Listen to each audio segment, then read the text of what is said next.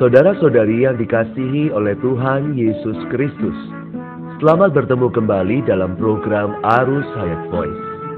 Dalam kesempatan ini saya akan menyampaikan firman Tuhan dengan judul Hamba yang Masuk dalam Kebahagiaan Tuannya.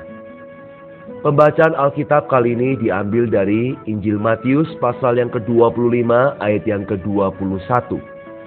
Maka kata tuannya itu kepadanya, baik sekali perbuatanmu itu, hai hambaku yang baik dan setia. Engkau telah setia dalam perkara kecil. Aku akan memberikan kepadamu tanggung jawab dalam perkara yang besar. Masuklah dan turutlah dalam kebahagiaan Tuanmu. Seorang Kristen yang normal, yang menantikan dan mempercepat kedatangan Tuhan, perlu berjaga-jaga dan bersiap sedia dalam aspek hayat, dan perlu setia dan bijaksana dalam aspek pelayanan.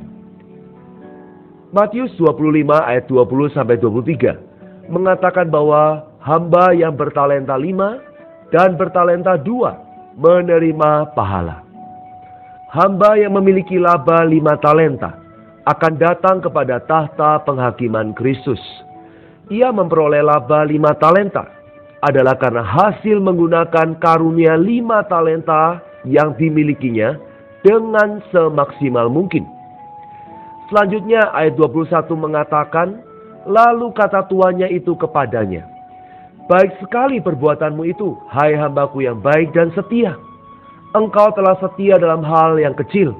Aku akan memberikan kepadamu tanggung jawab dalam hal yang besar. Masuklah dan turutlah dalam kebahagiaan Tuanmu.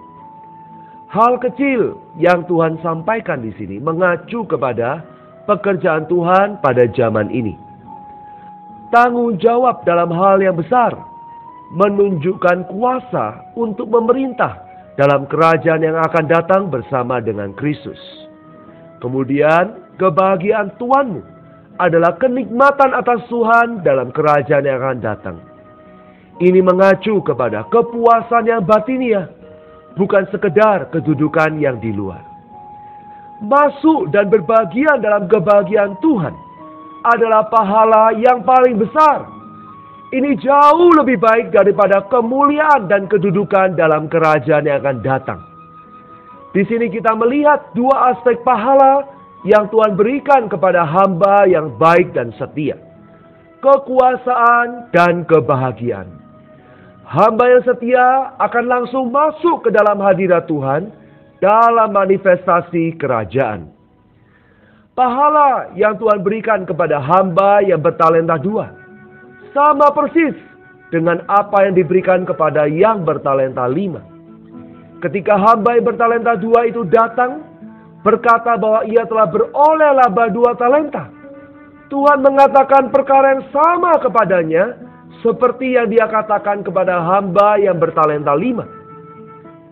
Meskipun talenta, karunia yang diberikan kepada hamba yang memiliki 2 talenta itu lebih sedikit, tetapi pujian dan pahala Tuhan kepada mereka berdua itu sama.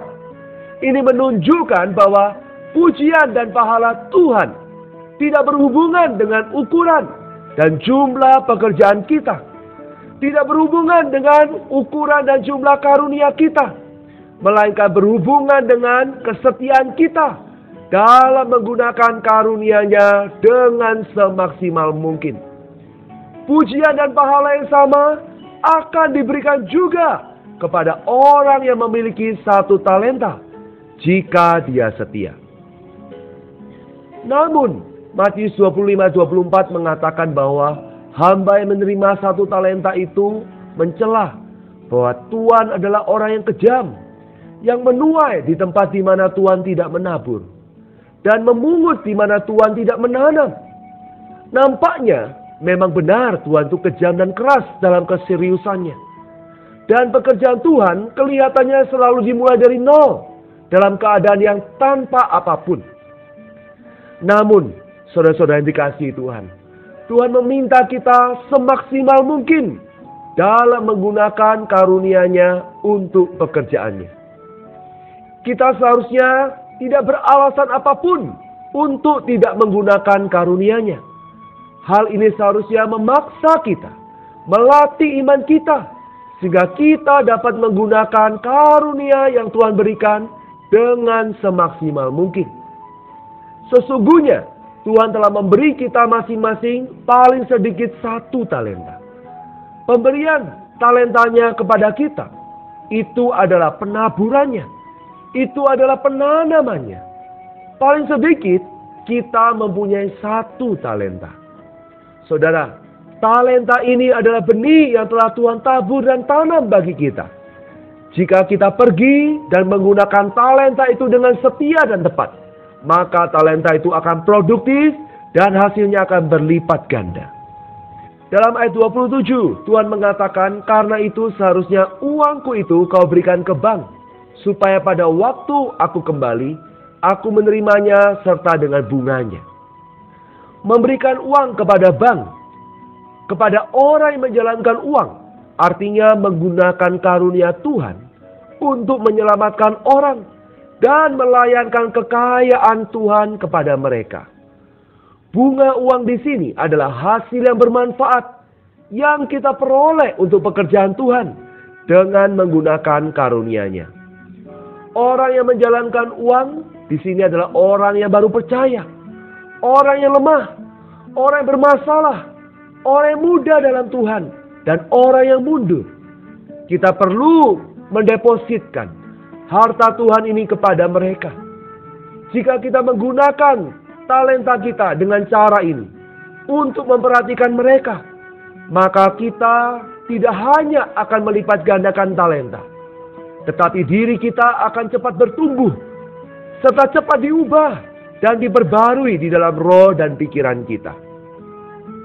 Dalam ayat 30 Tuhan mendisiplinkan hamba yang jahat dan malas itu, agar hamba yang tidak berguna itu dicampakkan ke dalam kegelapan yang paling gelap.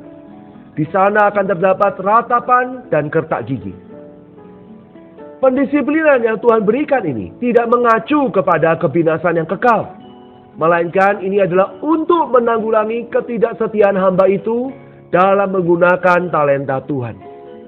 Jadi saudara-saudara, hamba yang bertalenta 5 dan yang bertalenta 2 diberi pahala dengan diserai banyak perkara dan masuk dalam kebahagiaan Tuhan. Namun hamba yang jahat yang bertalenta 1 ini dihukum serta dilemparkan ke dalam kegelapan yang di luar kerajaan. Ini adalah hukuman pendisiplinan khusus selama zaman kerajaan. Hari ini saudara-saudara, jika kita setia terhadap Tuhan, kita akan diberi pahala pada zaman yang akan datang. Tetapi jika kita tidak setia kepadanya, kita akan menerima hukuman pendisiplinan dalam kegelapan. Mari kita berdoa. Tuhan Yesus, bimbinglah kami untuk menggandakan talenta kami dengan semaksimal mungkin. Ajar kami setia dalam perkara kecil di zaman ini, supaya kami dipercayakan tanggung jawab dalam hal yang besar untuk memerintah dalam kerajaan-Mu, dan kami dapat masuk dalam kebahagiaan Tuhan kami. Terima kasih Tuhan, di dalam nama Tuhan Yesus kami berdoa dan mengucap syukur. Amin. Demikianlah firman Tuhan. Sampai bertemu di kesempatan berikutnya. Kasih karunia Tuhan Yesus Kristus menyertai roh kita sekalian. Amin.